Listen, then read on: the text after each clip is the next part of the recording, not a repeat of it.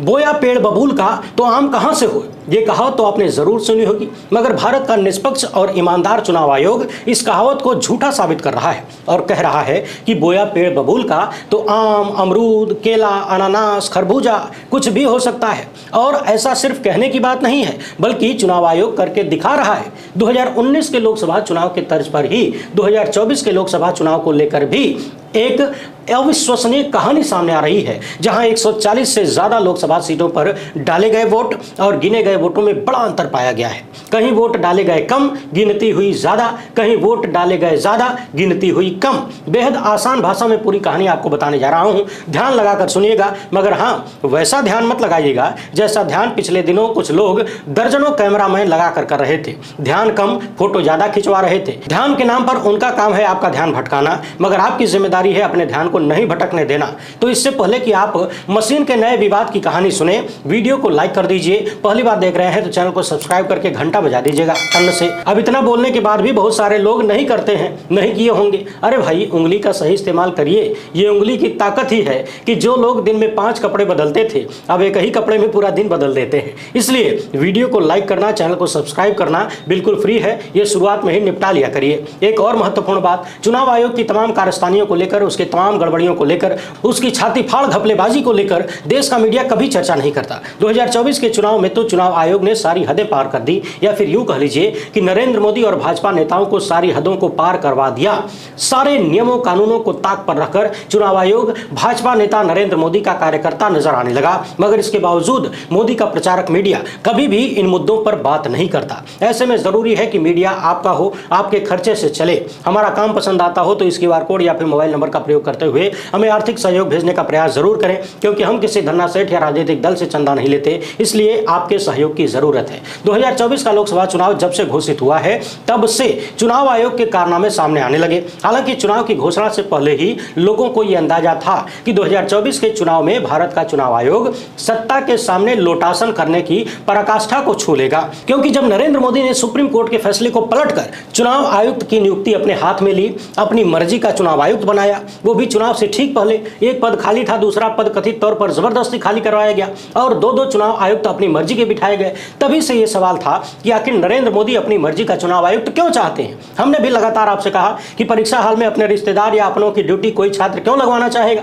यह समझना बहुत कठिन तो नहीं है, बड़ा आसान है। जिसे चोरी करनी होगी, जिसे नकल करना होगा, जिसे चीटिंग करनी होगी, चीटिंग करने की इच्छा होगी, जिसने पढ़ाई अच्छे से नहीं की होगी, जिसे डर होगा कि वो फेल ना हो जाए, वही तो परीक्षा हाल में अपनों की ड्यूटी लगवाएगा। याद करिए, महीनों से मैं लगातार एक ही बात दोहराते आ रहा हूं। चुनाव से पहले ही जो आशंकाएं हमने व्यक्त की थी कि चुनाव आयोग नरेंद्र मोदी और भाजपा के लिए जमीन पर लौट जाएगा, चुनाव के दौरान हम सब ने देखा कि कैसे चुनाव आयोग लौटा हुआ नजर आया। जिस तरीके से नरेंद्र मोदी ने 10 साल तक प्रेस कॉन्फ्रेंस नहीं की, उसी तरह से चुनाव आयोग ने भी चुनाव के दौरान कभी भी खुली प्रेस कॉन्फ्रेंस नहीं की, जबकि पहले ऐसा नहीं था। और 2 प्रेस कॉन्फ्रेंस जब हुई, उसमें भी जवाब देने की बजाय मुख्य निर्वाचन आयुक्त राजीव कुमार ने शेरो शायरी से काम चलाया। ऐसा लग रहा था मानो जनाब शायर बनना चाहते थे, मजबूरी में अधिकारी बन गए पेट पालने के लिए, और अपनी अधूरी हसरत देश के लोकतंत्र का बंटाधार करके पूरी करने की कोशिश कर रहे हैं। यहाँ लोकतंत्र का बंटाधार जब मैं कह रहा हूँ, इसका मतलब है कि अपने ही बनाए नियमों पर यदि चुनाव आयोग ध्यान न दे तो फिर क्या कहा जाए। नरेंद्र मोदी और तमाम भाजपा नेताओं ने लगातार चुनावी आचार संहिता की ऐसी की तैसी की। चुनाव आयोग गूंगा बहरा बनकर बैठा रहा। राजीव कुमार के कानों में जूं तक नहीं रेंगी। देश भर में नरेंद्र मोदी का अवैध प्रचार प्रसार चलता रहा। आचार संहिता लगने के बावजूद पोस्टर बैनर लगते रहे। जाति और धर्म के नाम पर नरेंद्र मोदी ने खुलकर वोट मांगा, मंदिर मस्जिद के नाम पर वोट मांगा, मुसलमानों को गालियां दी, घुसपैठिया बुलाया, ज्यादा बच्चे पैदा करने वाला बुलाया, कांग्रेस के मैनिफेस्टो के बारे में हजारों झूठ बोले, एक वर्ग को दूसरे वर्ग के खिलाफ भड़काया। यानी गिरने की सारी हदों को पार किया गया। एक तरफ नरेंद्र मोदी गिरने की हदों को पार कर रहे थे चुनाव में, और दूसरी तरफ चुनाव आयोग उनसे 4 कदम आगे जाकर गिरने की कोशिश कर रहा था।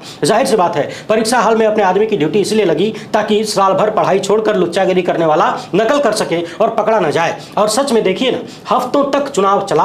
भाजपा नेताओं को जैसे वोट मांगना था, जैसे जिसको गाली देनी थी, जितना झूठ बोलना था, जितना भड़काना था, सब कुछ किया, मगर कोई पकड़ने वाला, देखने वाला, रोकने टोकने वाला नहीं था। पकड़ना तो बहुत दूर की बात है, शिकायत के बाद भी चुनाव आयोग को कुछ समझ नहीं आ रहा था। उसने पूरी तरह से आंखें आंखें मूंद ली थी। मोदी समेत भाजपा के तमाम नेताओं के खिलाफ कार्रवाई करना तो बहुत दूर की बात है, ऐसे तमाम कांड चुनाव आयोग ने इस बार के चुनाव में किए जो लगातार संदेहास्पद रहे। जैसे प्रथम चरण के चुनाव के बाद 11 दिन बाद फाइनल वोटर टर्नआउट डाटा दिया गया, दूसरे चरण के बाद 4-5 दिन का समय लिया गया और फिर लगातार 4-4 दिन के बाद डाटा सामने आ रहा था। चौंकाने वाली बात यह भी थी कि पहले और दूसरे चरण के बाद जब वोटर टर्नआउट दिया गया तो मात्र प्रतिशत में दिया गया, पूरी संख्या नहीं बताई गई। इसके साथ ही लगभग 6% वोट बढ़ गया। यानी इतने सारे आरोप एक साथ चुनाव आयोग पर लगे कि पूरी चुनावी प्रक्रिया ही संदेहास्पद होने लगी और चुनाव आयोग ने कभी भी ऐसे सवालों का संतोषजनक जवाब नहीं दिया जिससे सवाल करने वाले संतुष्ट हो सकें। फॉर्म 17C को लेकर याद करिए कितनी ज्यादा मगजमारी हुई, मामला सुप्रीम कोर्ट तक गया। चुनाव आयोग ने सरेआम झूठ बोल दिया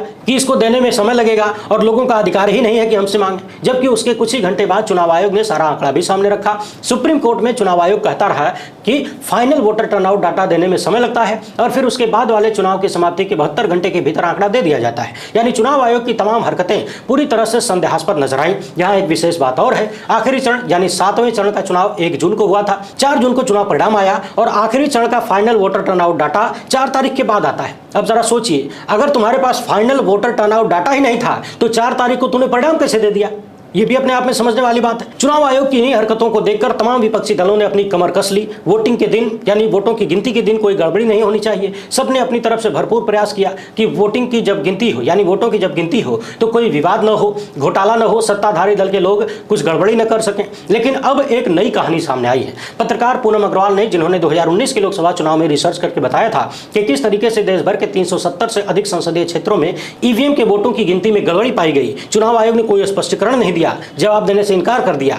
उस वक्त भी आरोप लगा कि मशीन में डाले गए वोट कुछ और हैं और वोटों की गिनती कुछ और हुई है। और चुनाव आयोग की तरफ से अक्सर एक ही बात कही जाती है कि मशीन में वोटों की गिनती में गड़बड़ी इसलिए आ जाती है कि कभी कभी चुनाव के दौरान जो टेस्टिंग वाला पोल होता है उसका डाटा अधिकारी डिलीट करना भूल जाते हैं, यानी मशीन को रीसेट करना भूल जाते हैं। अब सवाल यह है कि यदि रीसेट करना भूल गए तो फिर मॉक पोल में 10, 20, 50 वोट, 100 वोट बढ़ जाएंगे, यानी वोट प्लस होने चाहिए, माइनस तो नहीं होनी चाहिए, माइनस होने का कोई चांस तो नहीं होना चाहिए। जरा सोचिए, टेस्टिंग के दौरान कितने वोट डाले जा सकते हैं? क्या हजारों वोट डाले जाएंगे टेस्टिंग में? हजारों वोट से टेस्टिंग होती है क्या? आप कहेंगे कि ये तो संभव नहीं है। एक महत्वपूर्ण सवाल यह भी है कि टेस्टिंग के वोट यदि डिलीट नहीं हुए तो वोट बढ़ सकते हैं, घटने का तो कोई तुक है नहीं। आप कहेंगे कि इसका जवाब तो चुनाव आयोग को देना चाहिए, मगर चुनाव आयोग जब अपने आप को लोकतांत्रिक संस्था माने तब तो। पिछले सालों में तो चुनाव आयोग का रवैया किसी तानाशाही संस्था की तरह होता जा रहा है, जो बोल दिया बोल दिया, जो डाटा दे दिया दे दिया, मेरी मर्जी वाले ढर्रे पर चल रहा है चुनाव आयोग, जो मेरी मर्जी होगी वही करूंगा। अब एक बार फिर से पूनम अग्रवाल ने 2024 के चुनाव पर चुनाव आयोग द्वारा जारी किए गए आंकड़ों की रिसर्च की है। उनकी ये रिसर्च द वायर पर पब्लिश की गई है, आप अपने स्क्रीन पर देख सकते हैं। इनके अनुसार 140 से अधिक लोकसभा सीटों पर ईवीएम में डाले गए वोटों से ज्यादा ईवीएम के वोट गिन लिए गए। सवाल है कि आखिर ये सब कुछ हो क्या रहा है? अपनी इस रिपोर्ट में पूनम अग्रवाल ने लिखा है कि 2024 के लोकसभा चुनाव के आंकड़ों में लगभग सभी संसदीय क्षेत्रों में विसंगतियां देखने को मिलती हैं। यानी 543 संसदीय क्षेत्रों से चुनाव आयोग के आंकड़ों पर गौर करने से पता चलता है कि दमन, दीव, लक्षद्वीप और केरल के अटिंगल जैसे कुछ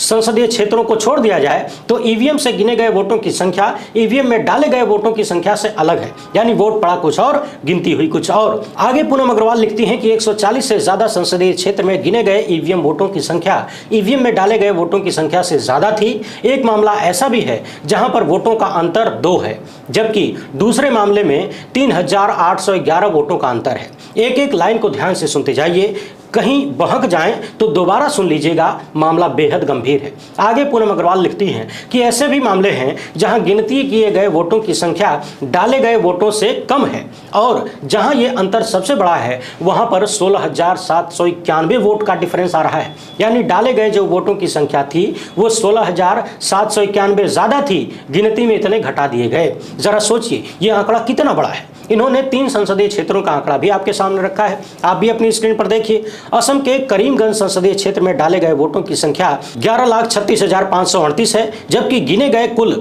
11,40,349 वोट यानी 3,811 वोट अधिक गिने गए। ठीक ऐसे ही आंध्र प्रदेश के अंगुल लोकसभा क्षेत्र में वोट डाला गया 13,99,707, जबकि गिनती हुई 14,01,174 वोटों की। यहां पर भी अंतर 1467 वोटों का है। इसी तरह से मध्य मध्य प्रदेश के मंडला सीट पर 1089 वोटों का अंतर पाया गया है। ये वो 3 सीटें हैं जहां पर डाले गए वोट और गिनती किए गए वोटों में सबसे ज्यादा अंतर है, यानी जहां गिनती में वोट बढ़ गए। अब उन 3 सीटों को देखिए जहां पर गिनती में वोट घट गए। तमिलनाडु की तिरुवल्लुर सीट है जहां पर 14,30,738 वोट डाले गए।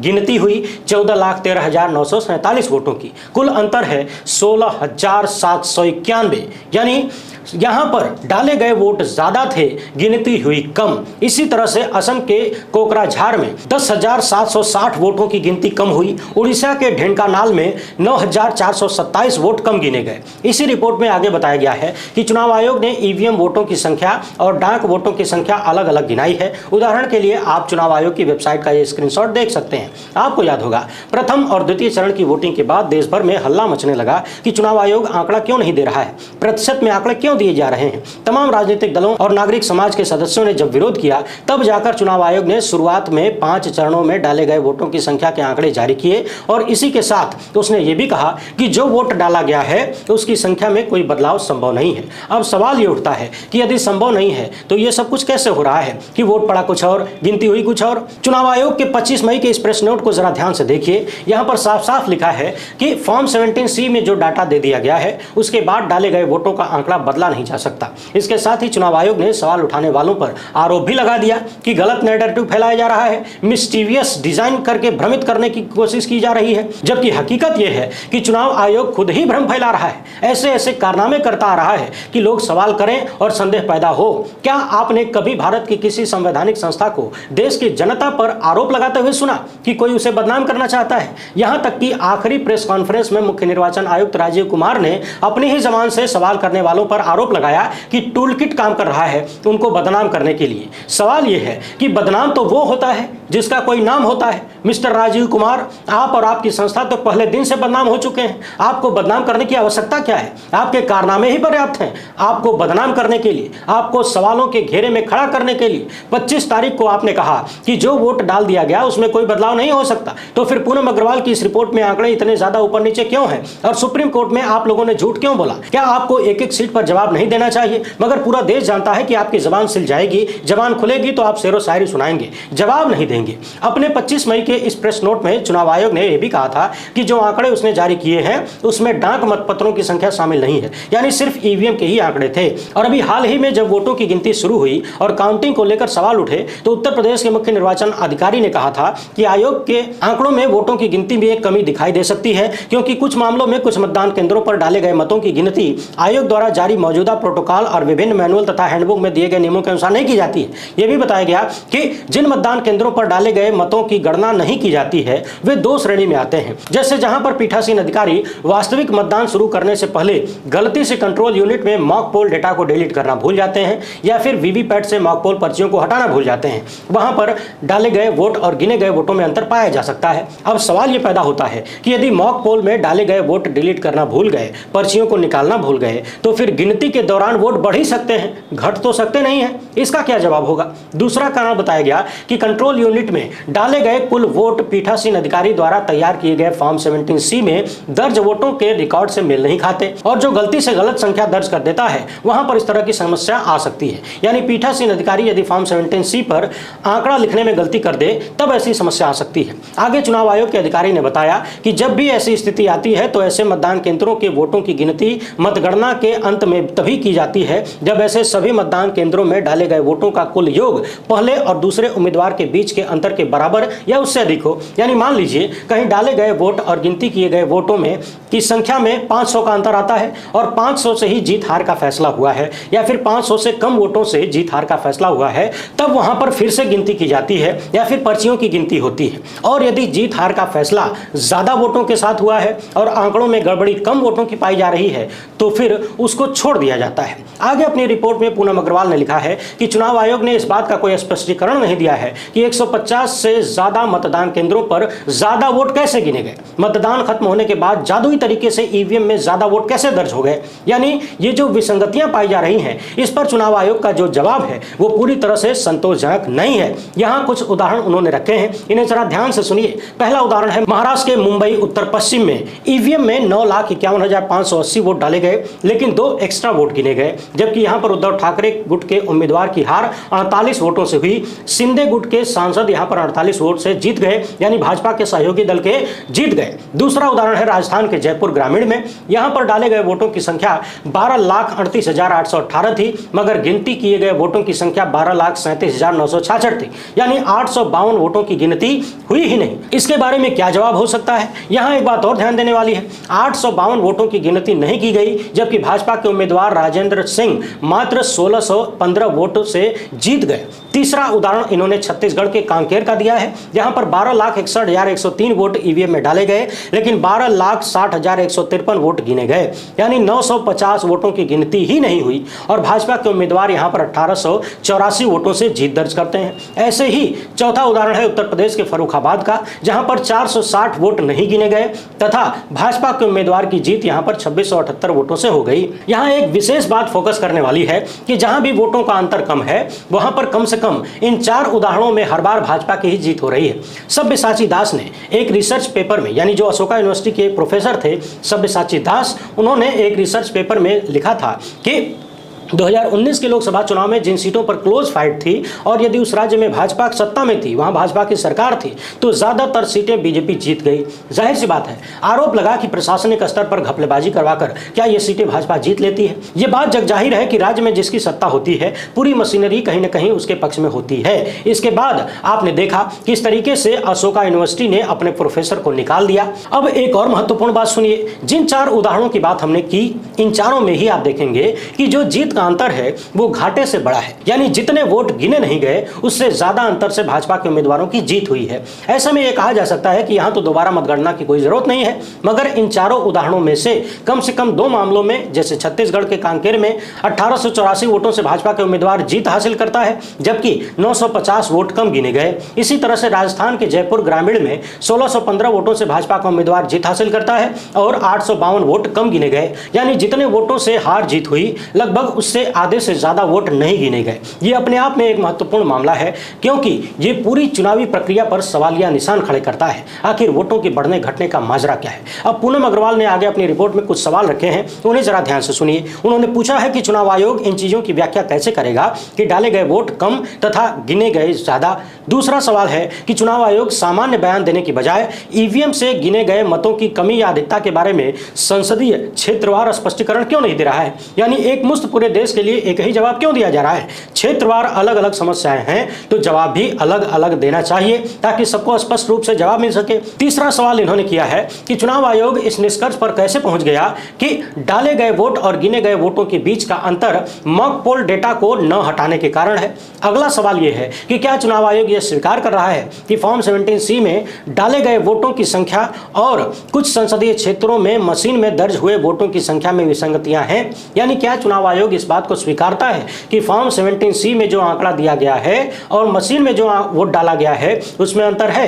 अगला सवाल उन्होंने पूछा है कि औसतन एक ईवीएम में प्रति पोलिंग स्टेशन 700 से 800 वोट दर्ज होते हैं, फिर कुछ मतदान केंद्रों में वोटों की कमी क्यों है, 20-30 वोटों की कमी क्यों है। अगला सवाल है कि चुनाव आयोग ने ईवीएम में डाले गए सभी वोटों की गिनती क्यों नहीं की तथा यदि आवश्यक हुआ तो उन स्थानों पर वीवीपैट की पर्चियों की भी गिनती क्यों नहीं की गई जहां जीत का अंतर बहुत कम था। यहां एक बात और याद करिए, चुनाव परिणाम आने से पहले ही मैंने कई वीडियोस में कहा था कि जहां भी जीत हार का अंतर बहुत कम हो वहां पर वीवीपैट की पर्चियों की गिनती करवाई जानी चाहिए ताकि संदेह न रहे, क्योंकि जहां कम अंतर से हार जीत तय होती है वहीं पर अक्सर गड़बड़ियों की शिकायत सामने आती है, जैसे कि 2019 में भी चर्चा सामने आई थी।